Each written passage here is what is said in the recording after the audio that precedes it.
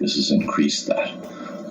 I think that it is very hard to believe, given that Israel has threatened hospitals and schools in the past, and it's hit hospitals and schools in the past, and that the kinds of weapons used by Islamic Jihad and Hamas have very limited warheads, that this could have been, as the Israelis claim, a misfire. As you reported, a piece of video that they put up turns out to have been dated from a period after the attack on this hospital. In any case, whoever was responsible, the result will be an enormous anger at the United States for its support of Israel, as well as a further increase in this enormous death toll inside Gaza. Dr. Mustafa Barghouti, the Palestinian legislator and medical doctor himself, said they actually had, in a very short period of time, a number of explanations of what happened. At first, they didn't say this. They said that Hamas was operating underneath the hospital. Then they said they were using Palestinians as human shields, sort of to explain what happened. Then they came up with this. Now, I wanted to ask you, we had on Sharif Abdel Qaddous, who this award-winning documentary, The Killing of Shireen Abu Akleh, won the George Polk Award for that, documenting what Israel said about the murder of this Palestinian-American journalist. They first said she was killed by a Palestinian gunman, then said evidence was inconclusive. Then, after enormous pressure and multiple investigations by many news outlets and human rights groups, they said they likely killed her, but not intentional, and caught in crossfire, something that was disproven by human rights group after forensic architecture study of the whole thing. Showing it was an Israeli sniper, Professor Halevi. I mean, Israel has an enormously successful public relations machine.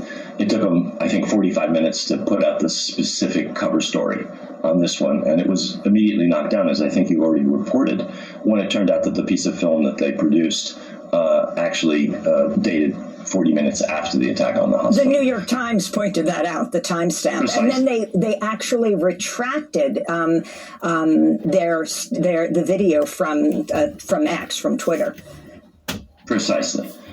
I mean, they have a well-oiled machine to manufacture cover stories for everything they do. They have been warning hospitals that they are targets since before, just after this attack, the initial attack out of Gaza on the 7th of October. They hit this hospital the other day, as you just reported.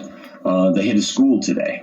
If you read the Israeli press, you have senior Israeli generals and retired generals talking about places like hospitals and schools as targets because they claim there are Hamas bunkers beneath them. It's hard not to accept that this was an Israeli airstrike or an Israeli bombardment. In any case, I think here perception is reality. Given that Israel has dropped 6,000 bombs, at least, on the Gaza Strip in the last 11 days, it's very hard to believe that it will be very hard, at least for people in the Middle East, who know how Israel systematically lies about what it does in military operations, to believe that this was anybody else than Israel. And I think that's the important fact to retain. People in Palestine, people in the Arab world, people everywhere, except in the American, Western European media bubble, are going to chalk this up to Israel's attack on Gaza. Yes, it is. So talk about your peace. The U.S. should think twice about Israel's plans for Gaza. Explain what you see unfolding now and respond to President Biden sitting down with the Prime Minister Netanyahu today and saying the other team did it, attacking the hospital, and go on from there. He's a criminal.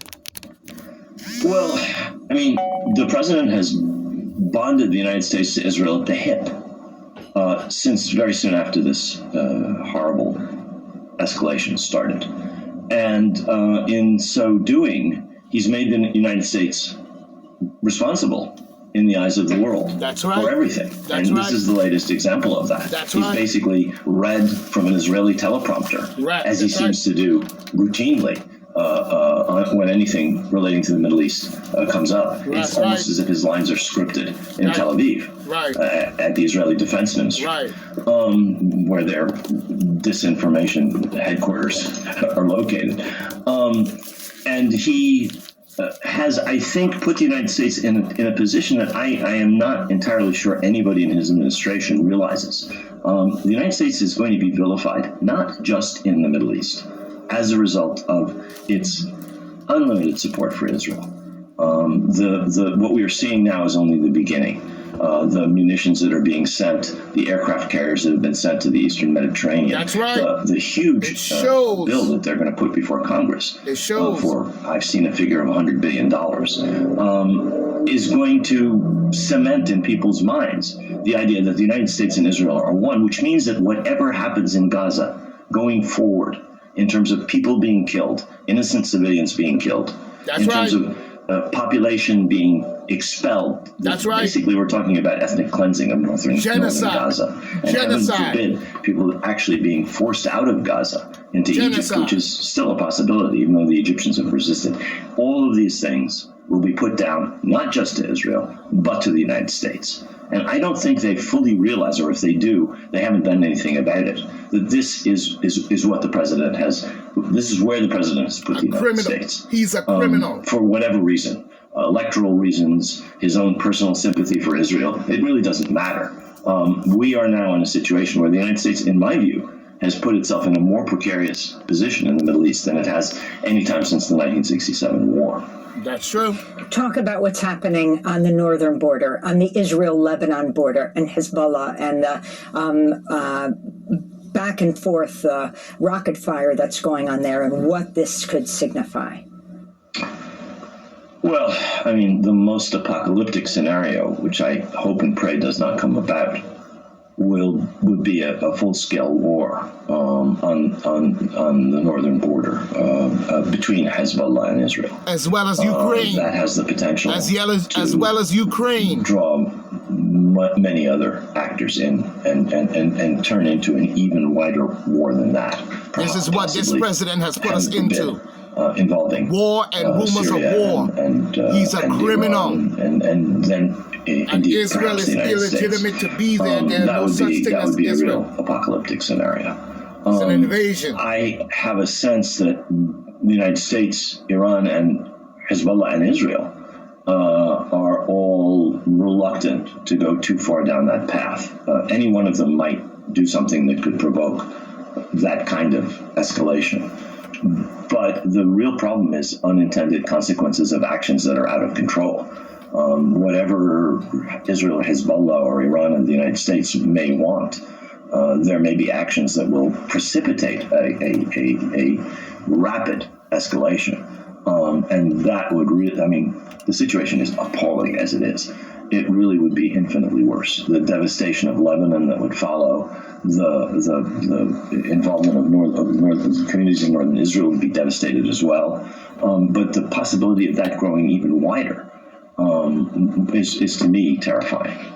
Talk about who Biden hears. I mean, on the one hand, you have Jordan canceling the summit. He was going to meet with the king, with the Egyptian president Sisi, and with Mahmoud Abbas, head of the Palestinian Authority, who turned around as soon as the bombing happened and said he wouldn't participate. Then Jordan canceled. Now the U.S. is saying they canceled it mutually. But what exactly this means? So the only image is President Biden hugging Israeli President Herzog and the Prime Minister Netanyahu at the airport when he arrived. But even at home, State Department officials afraid to raise the issue of Palestinian deaths. HuffPo had a very interesting piece on thin ice. Some Biden administration staffers feel stifled discussing the horrors in Gaza. And they talk about a call made by the head, let me see if I can find this, a call with Muslim staffers that General Counsel. where they were told to talk about their concerns. And they talked about being afraid of being fired, of being blacklisted if they dared raise the actual concern they have about what's happening and what the death toll could be and the position that President Biden is taking right now. We're moving into a McCarthyite era where expression of sympathy for Palestinians is equated with terrorism and maybe met with police state tactics. Students are being visited by the FBI. I'm not in the least surprised that a government is sending the FBI to talk to student activists, is clamping down on its own employees who dare to express humanitarian sentiments.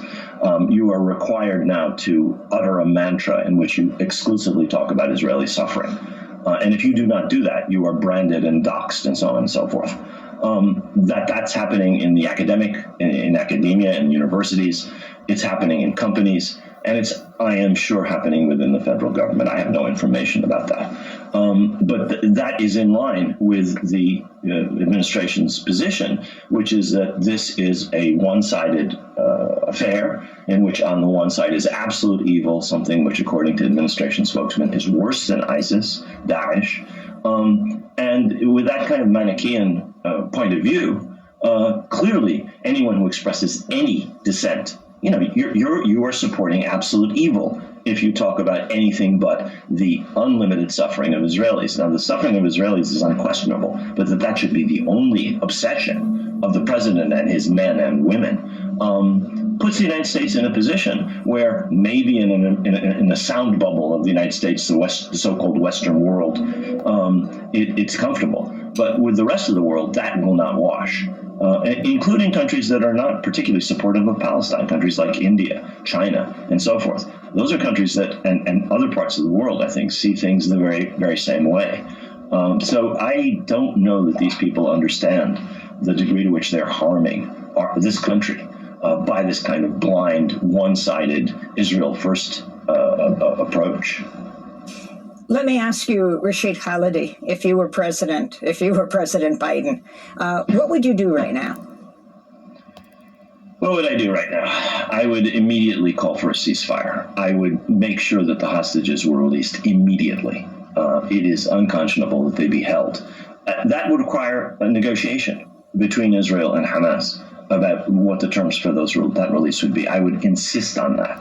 It is absolutely urgent those people be gotten out. Most of those are innocent civilians, certainly the civilians amongst them, or many of them are innocent civilians. The second thing I would do would be to say to Israel, look, there is this Palestine question. It's been the problem for 75 years. If you don't address it, the United States will not be willing to offer unlimited support. And addressing it means talking about Palestinian self-determination, talking about ending the occupation, talking about rolling back settlements, not limiting the unlimited expansion of settlements. I mean, there's a whole set of things without which you will never have a resolution of this. And so I would work towards a lasting resolution of a struggle that's been going on, as I say in the book, for more than 100 years.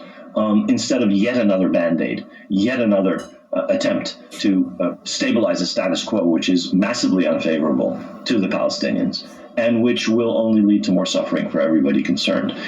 That is an idealistic position, perhaps, but I don't think that anybody who has any sense of how this is likely to develop would say anything different, frankly. Rashid Khalidi, I want to thank you for being with us. Edward Said, Professor of Modern